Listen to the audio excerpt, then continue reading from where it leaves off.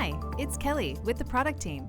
Today I'm going to show you how to inline edit existing or new content on your page. Let's get started. First, from the editor, click Pages and find the page you want to make changes to. Once you have the page, select it. For this demo, let's use the home page. You will notice when you hover over content, a blue dotted line will appear indicating the fields that can be edited directly on the page. To add or edit any text on your page, such as titles or body copy, simply click into that section and start making your changes.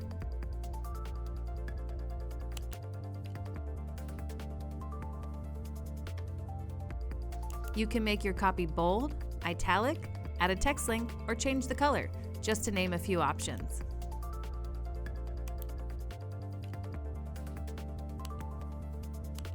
And if you want to add an autofill tag, like your dealership name, simply type the % symbol in the field and the autofill tag menu will appear. Select your desired autofill tag and hit enter. If you want to change or add images, just click on an existing or placeholder image to open the new media chooser in the editor. Here, you can upload a new image, reuse existing, or add a video. Our media chooser lets you do all the same functions you do in our content library, but now you no longer have to leave the page you are on to make those changes. Want to make changes to your call to actions? Simply click the desired CTA and make any necessary changes by using our new hyperlink panel.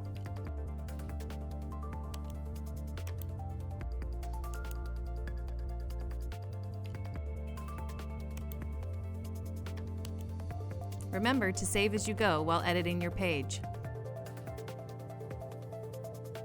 And lastly, to make your changes live, click Quick Actions and Publish Website. That's it. You're done. I hope you've enjoyed watching this how-to video. Check out more how-to videos, such as add content to your page by accessing the Need Help section in Website Manager. Thanks for watching.